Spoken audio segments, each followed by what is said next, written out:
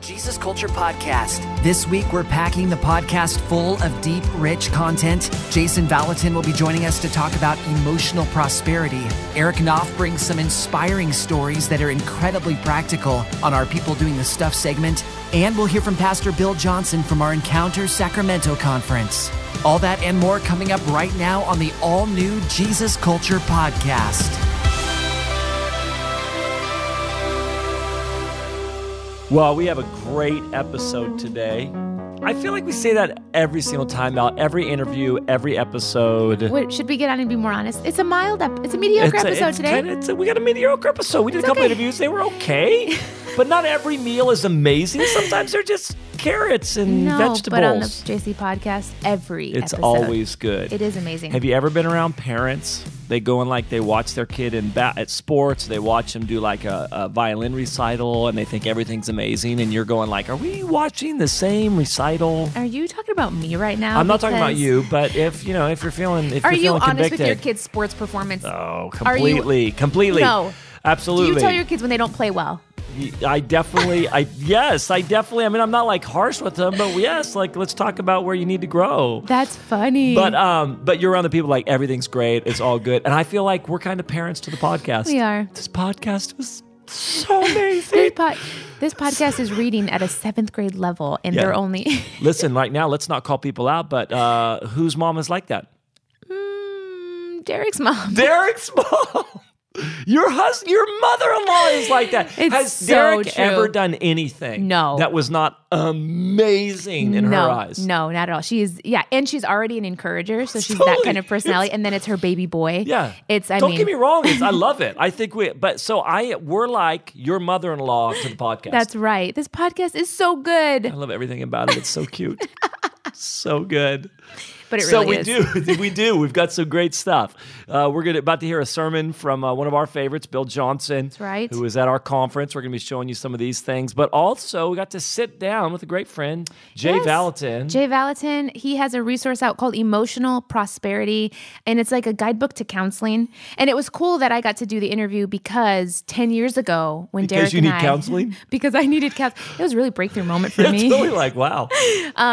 10 years ago, when my husband and I did the School of Ministry up in Redding, California, we were engaged, and we met with Jason for about 1.5 years. And he walked us through some stuff, and we got breakthrough. Yeah. He gave us tools that we legitimately, and I don't say this, I'm not exaggerating. We legitimately still talk about, remember the tools we got with Jason 10 years ago. And so it's proven stuff that works for... We're excited. Yeah, so it's a really good interview. And we're excited to continue to bring resources that help you grow, that strengthen you, that get you healthy in all areas of your life. And, to top it all off, one of my favorite guys, Eric, I'm not going to tell you his last name, but 40% of his silent. 40% of his last name is silent. He's doing incredible stuff in entrepreneur world, so we're excited. Here's the episode. God is not interested in developing your vision first. He's interested in developing you. In Rooted, Banning Leipzig's latest book, he takes us through the life of David to show us how God expands our root systems in the hidden places before leading us to where we all desire to go, the visible world. Win your own signed copy of this book by going to our Instagram at JC Podcast. Find a picture of the book cover and comment what field of work you're in for a chance to win. Again, that's JC Podcast on Instagram. All right, everybody, we're so excited for this segment. I'm personally excited to sit down with Jason, who is a dear friend of mine and somebody who has even impacted my own life many, many years ago, dating myself now. Jason, I'm celebrating 10 years of being married to Derek this year. That's crazy. Yes, that is so crazy. Jason was really actually just instrumental in Derek and our marriage, and when we were first dating, engaged, and getting married, counseled us, walked us through a lot of fun emotional issues, and it's just been a total amazing big brother to us. So this is a personally very exciting interview. Jason, could you say hello to all of our listeners? Yeah. Hey, guys. Thanks so much for joining us and also for having me on. Yes. It's an honor. Absolutely. I really enjoy it. So. Absolutely. Well, we're going to dive in, and we're talking about a resource that you created called Emotional Prosperity. But before we dive into that, can you quickly just give us a breakdown of who you are and what you do over at Bethel Church in Redding, California? Yeah, so I spent 10 years helping to oversee the school ministry, and that's kind of where obviously I met you and Derek, and we did those great trips to Alabama. Yes. But after Danny Silk transitioned out of the counseling departments, the local church departments here, I kind of jumped in and drowned in his spot trying to fill those shoes. So big for the shoes. last, they're huge. They're huge. So the last 4 years I've been at the local church, really running our emotional health department. So our pastoral care departments, anything that's attached to emotional health, pastoral care, counseling, I help to oversee those. Awesome. We are going to dive right in. We're highlighting a resource. You just came out with it not too long ago, and it's called Emotional Prosperity, and it's a guide to counseling. So can you just synopsis overview what is this resource and what led you to develop it? Yeah. So the resource really is, exactly what it says. It's a really practical guide to helping people learn how to counsel. So how to start an appointment. It's super practical, which is kind of my style. So it goes over how to schedule an appointment, how to start an appointment, and then really basic tools on everything from forgiveness to working through pain to, setting boundaries. So there's a lot of interaction inside of the manual. But really it came out of, for years, I've been counseling since I was young. Really young. And at the school ministry, I just did thousands of appointments and even teaching, counselors all over the place, all over the country. And then at the school doing, ongoing classes where I'm raising up and training counselors. And so this manual is a compilation of all of the best practical tools that I've used over the years in one place. And so, I often get brought in to train people, and it gets old after a while using your notes. A couple years ago, Lauren and I sat down and were like, okay, we need to actually create a resource that isn't just a packet of notes, but an actual resource that the average person can take it, whether or not they're want to be a counselor or not. But the average person could take it, learn how to engage, learn how to listen, learn how to ask good questions, and then use some good tools. So that's what we did. Awesome. Now, I love what you said, the average person can take it. And I just quickly, if we could even, maybe let's demystify or make this accessible. Some people might say, oh, a guide to counseling, I can't do that. I'm not a counselor. I didn't go to school for that. Or I'm not, can you unpack that a little bit? Why is this accessible for anybody? I just think there's so many times in life that people need help. They need, they need someone to talk to or somebody to be able to listen. Or I just know everybody in this world is going to encounter, whether it's their own kids, their spouse, family members, their own friends, hard conversations, and at the same time, needing a boost in life. And so the average person should be able to do basic things like listen well, or set good boundaries, or know how to work through pain, or help somebody else work through pain, or actually work through forgiveness in a way where they're not having to forgive every single day, but it actually works. It's really solid. And so this manual is written for both. When I wrote it, I had in mind the actual professional that does this on a daily basis, and then the person that just says, man, I want to grow in emotional health. And so there's really practical things inside of there, work pages and lessons that you read my own personal story almost at the start of each lesson, and then or example of how it played out. And then you get to actually go from there and go, okay, what are the steps to boundaries, or what are the steps to forgiveness? And so, yeah, I'm super excited because you're right. It's not just for for a counselor, but it does help anybody. And I love that because, even as believers, I encounter it in my family, my unsaved family members. People are drawn to you when you have the, Spirit of God inside of you. And all of a sudden, they're just unloading their issues, right? And they're just talking.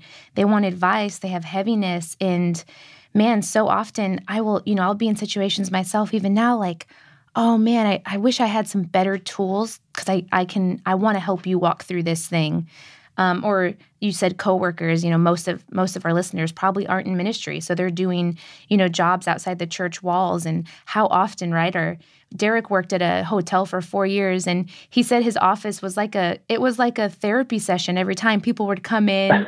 They're completely unchurched, and they're just like, oh man, I've got this issue with my supervisor or so-and-so. And we have opportunities all the time to counsel people. So, this is what I'm hearing you is like, it's getting the right tools in our hands so that we can do that effectively in our families and our coworkers and everywhere where we're interacting with people. Is that right? I mean, that's exactly right. And then real quick, this isn't too long of an interview, so we'll wrap up with this last thing, but then we're gonna put the resource, guys, on our podcast and website so you guys can get a hold of that. But can you just quickly speak to, for your person listening who's like, man, what's the point? Like, why do we need to be, you call it emotional prosperity, which I love. Maybe you could speak to that concept of being emotionally prosperous.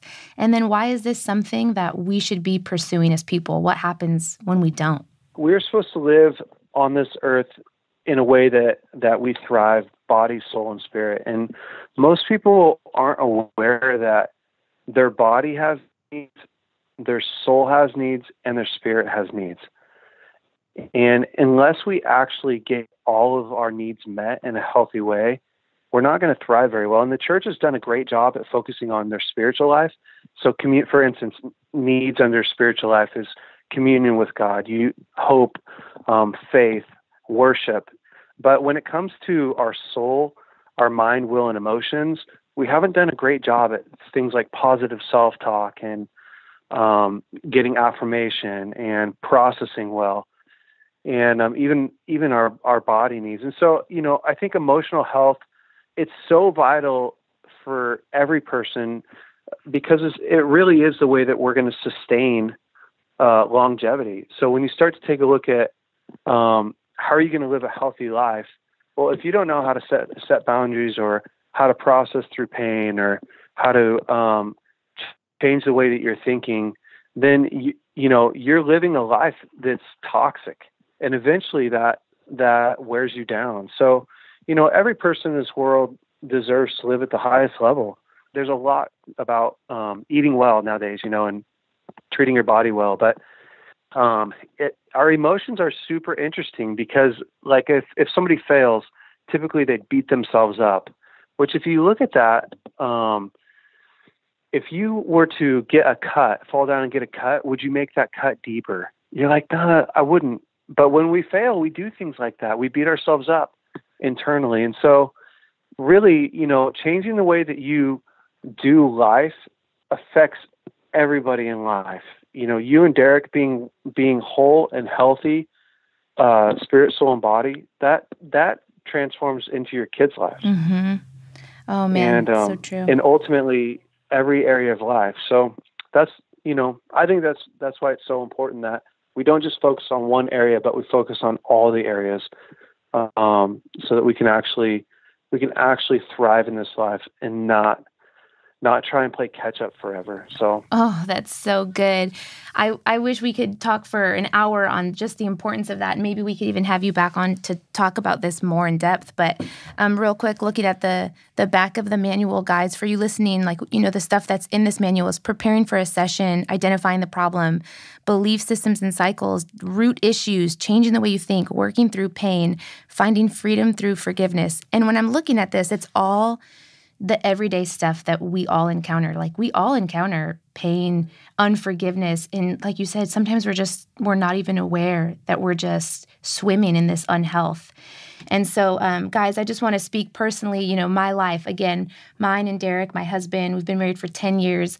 And I say this to a lot of the young couples that we meet with when, we started out really unhealthy with a really bad foundation. And they said, well, where'd you begin? And we began in counseling with Jason, actually. So the tools that he gave us to begin our marriage absolutely is the reason that we are still married. It gave us the keys to longevity. And we are, like you said, you and your wife, you still sit through counseling. We are always pursuing It's true. Emotional health and working through this. So it's called Emotional Prosperity, A Practical Guide to Counseling. Jason's going to give us a couple of copies to give away to our listeners. So guys, hop on Instagram and check that out. And get a copy, give a copy. My goodness, what a good gift. How funny. That's awesome. A passive way to tell somebody they need help. Hey, I got you this book, Emotional Prosperity. Don't do it that way, guys. Don't do it that way. Thanks so much for joining us, Jason. We're going to put all this stuff online for our listeners. And it was awesome talking with you. And again, I'd love to have you back and talk more in depth on things like root issues and working through pain, if that would be okay with you. It'd be so great. I love it. Awesome. Thank you again. All right. Thanks, Jay. We'll talk to you later.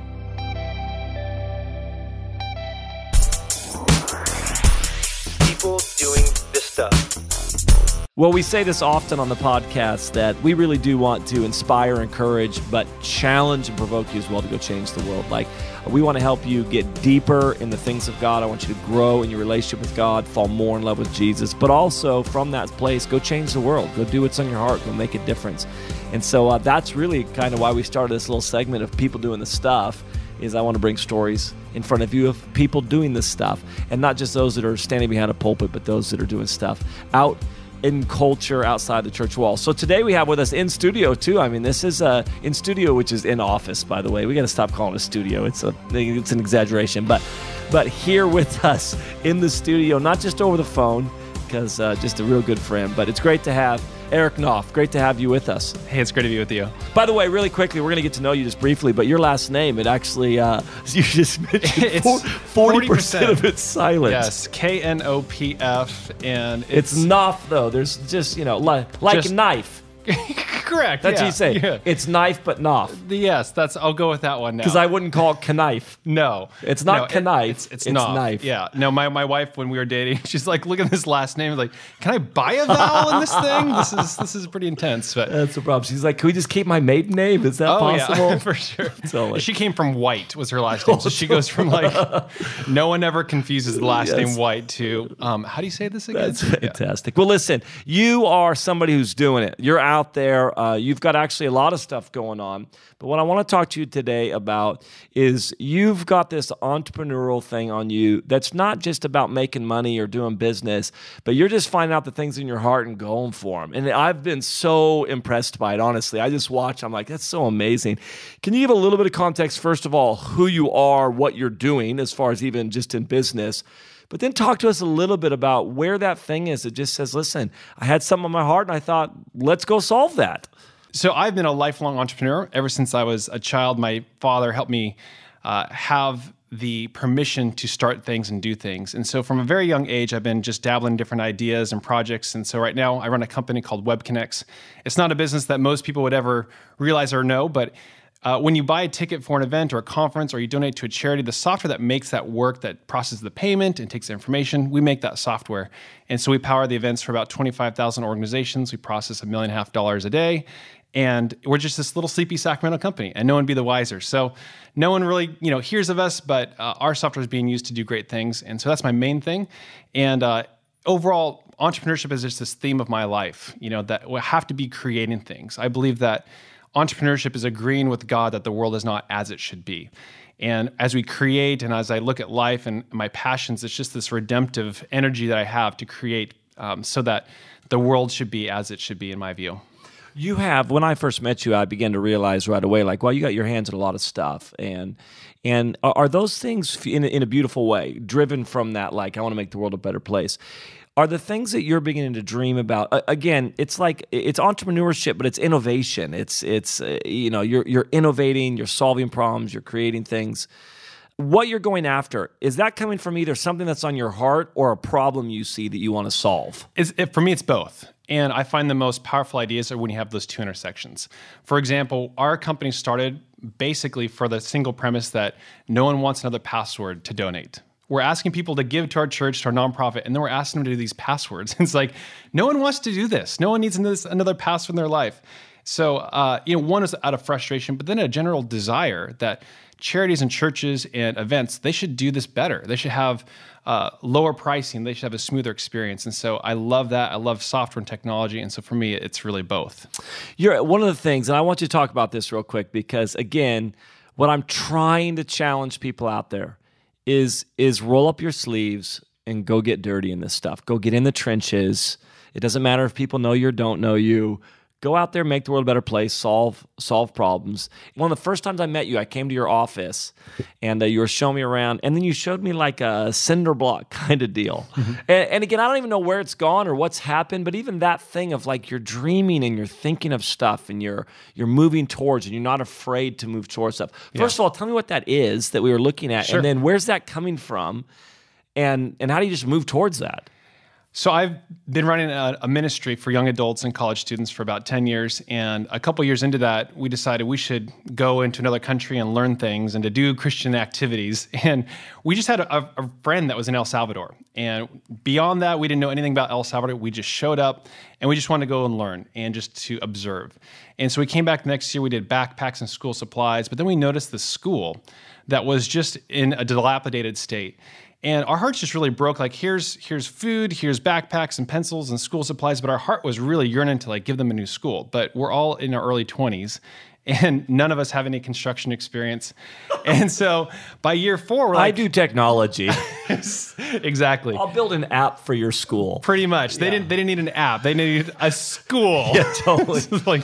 We don't have doors. I'll create a logo. Right. Yeah. They didn't accept my invitation for that. So about year 4 into this process, just being in a relationship with them and knowing that missions trips, I know that it's those who go are transformed by the experience. We help them, we try, but who goes those are the ones that get impacted the most. But by year 4, like, man, we need to build them a school. And so we went down and we found contractors and like, hey, we're going to fundraise the entire construction costs, and we're going to come there and give you additional capacity and help and get our hands dirty, but we need to make sure this thing is built legitimately. Stays up, right. Yes. Seriously. So we did that, and I realized a lot of things. Construction in third world countries is slow. I mean, they don't even have a sand mixer because they have a guy who's just, his job is to turn the sand and to mix the concrete. And it's really expensive, like rebar and concrete and cinder blocks are really expensive, and it's like really detailed. And so going through this, I'm like, man, this is a really difficult thing, and it requires skilled labor. So I'm sitting in a hammock one day, and we're trying to think, how do we reinvent this process that people build schools and housing for? Because a lot of people live in sticks and huts. Housing is a major issue there as well as schools. And here, this big sugarcane truck drive by. And every day there's sugarcane trucks driving by, and you wake up in the middle of the night from them. And we're like, what happens to sugarcane? So we jump in a car, we follow a sugarcane semi-truck. And this is what I love about you right here. This is what I want people to hear. So we follow the sugarcane truck for like an hour and a half. We don't know if it's going to Nicaragua, or we have no idea where it's going. Eventually it winds up to this factory with it's huge and big gates and security guards. 3 levels of security. And I'm like, I don't want to put my life in jeopardy. But I just go to the security guard and I'm like, can you tell your boss that there are 3 Americans here who want to talk to him? And about 20 minutes later, like the gates open up. And so we just, hey, we're here. We've been working in El Salvador. We just want to learn about what you do. And we've got business relationships. And so we got this whole entire, tour and learned a lot about sugarcane. And what happens Fascinating. It gets pulverized in like a million different ways, creates molasses. And then in the back is just this like pile of all the waste that goes. And so I look at the boss of the plant. I'm like, how much for a semi-truck of that sugarcane waste? He stops and thinks, and he says, $400. Well, it's 1,600 cubic feet. It's a ton. And that truck is going back empty to my village. So all of a sudden, the light bulb went off. It's like, all I need to do is get all this free sugar cane that's going to go back to my village anyways, and I need to figure out how to build a school and a house with this stuff. So that's how that kind of idea was formed. And so the product you saw is basically a gigantic Lego brick that has been compressed and smashed to make a stackable, non-tech way to build a house. And it's got little holes through it, and you can lock the whole walls together. And it's just this phenomenal product. It's incredible. Yeah. It's incredible, but that's the thing right there. And what would you encourage people? Because a lot of people might be like, how do I move forward on that? I have ideas, but, and I'm assuming a lot of ideas that you have don't go anywhere. Oh, millions. Yeah, you know what I'm saying? Like, a lot of them are just don't go anywhere. So what would you encourage people? People are like, hey, I feel like I am wired like that. Or maybe they're like, gosh, I've never even thought about trying to solve a problem or to pursue the things in my heart. Or something that's like, dude, I feel like I've got this, but I don't know where to go. What do you tell the 52 people listening to our podcast right now? I would say that the fear of man is cancer to your ideas. We're so afraid to fail. Galatians 1:10 says that if I'm trying to please men, I'm not a servant of Christ. And so often we don't do things because we are afraid of what will happen when we fail, and we're afraid of what people will think about us if we fail. Wow. And so it's not necessarily that we have this fear of doing things, it's the fear of what happens if that thing doesn't work out. Yeah. And that is this, huge blockade for all of our dreams and our ambitions. And for whatever reason, I just don't fear that. I don't. It's not on my register. It's incredible. So I think that's the first thing. The second thing is that people usually will have a vision in full scape.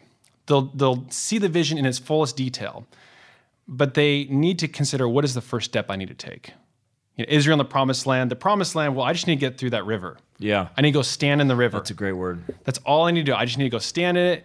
And that's the first step to the promised land. And so for us, the sugarcane block was awesome, but the first step actually came from just going on a trip and being exposed. Yeah. And the next year it was backpacks. And you take one little tiny step, and I think that genius is the long-term combination of a lot of tries. You got to be committed. In Absolutely. a beautiful way. You got to be committed. This isn't a short-term kind of deal. Like, we just keep taking steps forward. Yeah, and my software company is 10 years old. So long obedience in the in the same direction is this powerful ingredient to sustainable change. Incredible. Thank you for joining us. Tell me how people can get a hold of you or follow you. Instagram, Twitter. Where I probably need to spell my entire handle, but my handle on Twitter, Instagram, Facebook, it's just my name is ERIC, and then that really long, complicated last name, KNOPF. So there's my Instagram handles, and then WebConnex, WEBCONNEX.com is our company site. And so we're hiring, so anybody who wants to come join our team too. Look at that. Every time I see the word knife, I'm not going to think knife. Perfect. This is wrong. So thank you for joining. Awesome. It's really good to have you.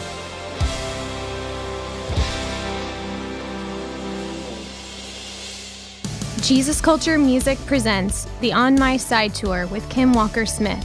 We cannot wait for these nights of worship, and we hope that you can join us as we gather together to encounter God and lift the name of Jesus.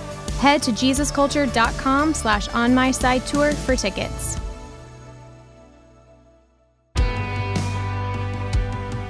The last time I was in this building, I forget, 18, 19, somewhere. I sat right up there. Catherine Coleman was here. So this is kind of, when we drove up to the front of the building, I went, oh, you're kidding. I didn't know where we were meeting. And so one of my heroes in the faith ministered here that night, and just so powerfully touched, and glad to be back in this building, and such a history of revival here. Years ago, a pastor told me a story. Actually, I was in a group of people, and he told this story. As a pastor, they had grown, and they were wanting to build a new sanctuary. And he was so excited to see this new facility go up. It would allow them to expand and better take care of the people. And he was so encouraged, so excited. But he didn't have any building skills whatsoever. So he'd go to the contractor every day and he'd say, man, is there something I can do? And, there just wasn't much they could find for him to do. And finally, the contractor came to him one day and he said, I'll tell you what you can do. We need, and I forget how many boards it was, but we need 2x4s cut to 8-foot length. And we need about 100 of them cut for tomorrow morning. And so he took his tape measure, and he knew how to cut. So he took his tape measure, measured 8 feet. He measured exactly 8 feet, and then he cut that board. And he put his tape measure away, and he took the board that he just cut, and he put it on top of the next board, and he marked it with a pencil, and then he cut. He put the first board away, and then he used the second board that he cut as the measurement for the next board. He drew a pencil exactly where the line was, and then he cut. He took the second board, put it away, took the third board as the new measurement. Those of you that have worked with wood can see what's happening. About every time that you cut another board and you measure it, you add about 1/8 of an inch. That's not a big problem if you're cutting 3 or 4 boards, but when you're cutting 100 boards, the board at the end of the journey is over 9 feet long, and you're supposed to cut them to 8 feet in length. It's been 2,000 years since the original standard, the original measurement has been here. And the way he lived and the way he served, we've been measuring ourselves to every previous generation for 2,000 years, only 1/8 of an inch off. And yet we're quite a distance away from the original measurement. Jesus is perfect theology. It doesn't matter to me what you tell me about this tragedy and this difficulty and how God can use them. He's big enough to use anything. I jokingly tell people he can win with a pair of twos. He's God, so he can turn anything around. But the point is Jesus alone illustrates what I have the mandate and the privilege to follow.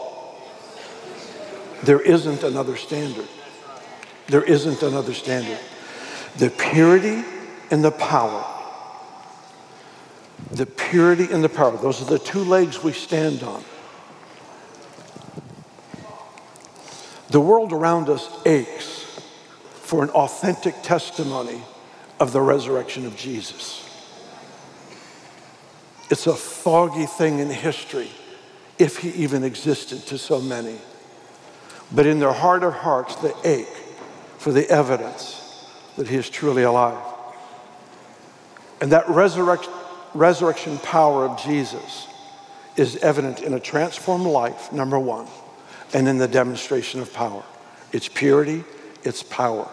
Those are the manifestations of the resurrected Christ.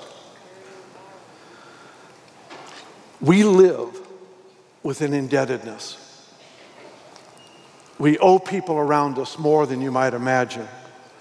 I don't say any of this to anyone's shame. We're all on a journey.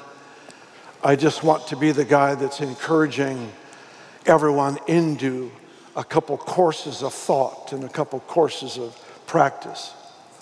And that is, Jesus wants to demonstrate what purity looks like.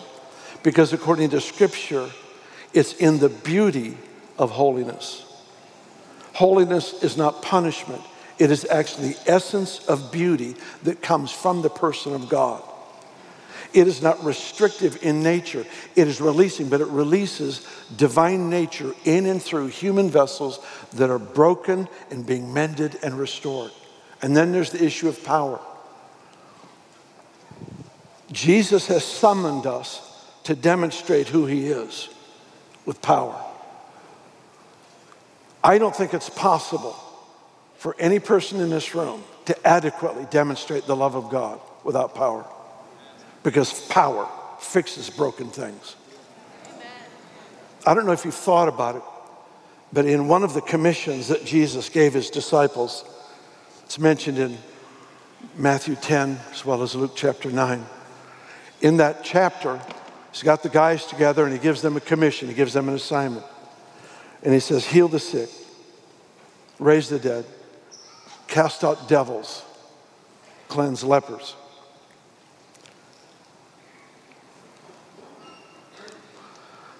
He said, heal the sick. He didn't say pray for the sick.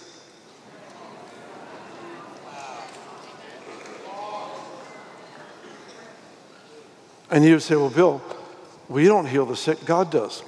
I agree, it's just not what he said.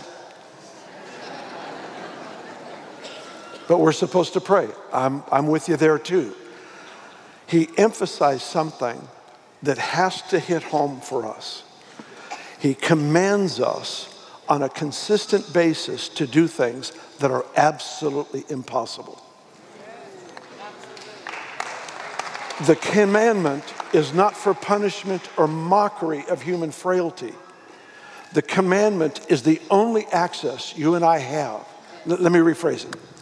The commandment gives us access into a relational journey where only through connection with Him will the impossible bend its knee through our lips, through our laying out of hands, through our decree. It's a relational journey. He designed it in such a way that here, this is something that you are supposed to do, but I can't do it. That's right. That's exactly right. So let's do this one together. See, the whole issue of co-laboring with the Lord is the great privilege. You and I are concerned about outcomes. He is concerned about journey. For me, I want the breakthrough. He wants the process. He likes the yieldedness. He likes the moments of brokenness. He likes the times where I lay everything down and I say, God, I renew it once again. I'm here entirely for you. It's that journey, it's that process that He so values, because it's in those moments I open up the deep part of me and I say, God, do as you please. Do as you please. Reveal yourself through this one. And He invites us into this journey by commanding us to do something we can't do. People say, oh, this is impossible. The real problem is we think the rest of the Christian life is possible. There's not a thing you can do that He's commanded us to do. How about this one in Matthew? Be perfect, even as I am perfect. There's a challenge for you. He's got a habit of assigning things to you and me that we can only accomplish in the relational context. What is this? It is His invitation to see His eyes, to feel His heart, to pick up His mood, what He values. You see, I love the corporate gathering, probably more than most people in this room, if not everyone. I love the corporate gathering. But there are certain things you cannot get without developing your own history with God. I will have people come a lot, as many of us do. They'll come and say, I want you to impart this or that. And it's always a privilege. It's a beautiful moment. I can impart a gift, a grace, but I can't impart my history with God. See, gifts are free. Maturity is expensive. It costs us to grow. And I don't know what your beginning days in Jesus were when you began to read these things that are throughout the Scripture, where you see how Jesus put the mud on the man with the blind eyes and he could see, and the woman that was caught in adultery, and Jesus began to minister to her and forgave her, said, go sin no more. There was no guilt, there was no shame. All these moments in Scripture. And I can't help but when I read these, there's this appetite that gets formed in me. And I feel like it's an appetite that is evidence of the work of the Spirit of God in the earth. And it is an appetite for the impossible. I don't want to be found guilty of reducing ministry to what I can do. I'm thrilled with the talents represented in this room. I sincerely love, my goodness, the worship tonight was amazing, even if we did have to leave the building. Both halves were good. It was glorious, and it was not just skill, it was just anointing of the Lord. I loved it so much. And I love just seeing human talent offered to the Lord. I'm all over that. I love the athletes that are serving in their place and doing the best they know to do to glorify God. I love that. The business people that are using their skills and leadership and investments, etc., to honor the Lord. I believe in that so much. But all of that, to me, are natural things that the Lord would like to breathe on. Let me describe it this way. Imagine all of our lives, our giftings were represented by sails on a boat. And so here we are in this beautiful harbor, and we see a yellow and white sail over here, and we see a red one over here, and blue and green over here. We look at all these beautiful sails, and we admire one another's gifts, which I think is appropriate. I think it's valuable that we recognize the giftings on people and that we give honor where it's due. And here we are, we're admiring these sails, but those sails were designed to catch wind. They were designed to have the breath of God on them so that they would move from a natural resource into a supernatural resource. That God would take the weak hand and make it supernaturally strong. That God would take the limited resource and multiply exponentially to impact humanity. God is looking for people that will take the natural giftings and say, oh God, breathe on this. Breathe on this. I believe if I left tonight having a confidence in my heart that the Lord had planted within the majority of the people in this room a fresh hunger for the impossibilities of life, I would be more than thrilled. Because it's not something that is supposed to flow through a head speaker alone.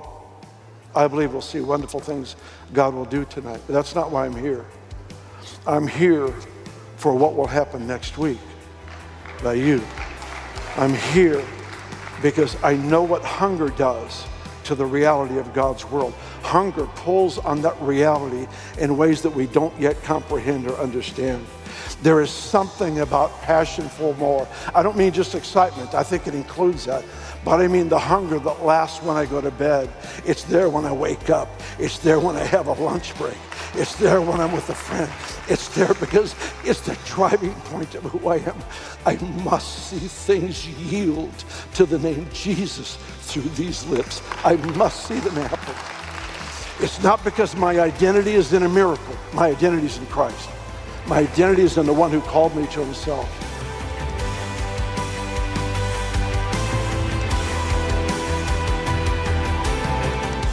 Thanks so much for joining us, guys. As always, please make sure you're subscribed to the other shows on the network. If you're interested in Authentic You, we've got the JC Sacramento Message of the Week. Tell your friends about our podcast if you think they would enjoy it. And if you liked this episode, leave us a review. They really help us out on iTunes. Hit that 5-star review for us. Don't forget, we've got giveaways happening, so hop on the Instagram at JC Podcast. We are giving away 3 copies of Emotional Prosperity with Jason Valentin. You want to get your hands on that resource. And you can check everything else out that we talked about on our Instagram account where we post everything at JC Podcast. Thanks for listening, guys. Until next time.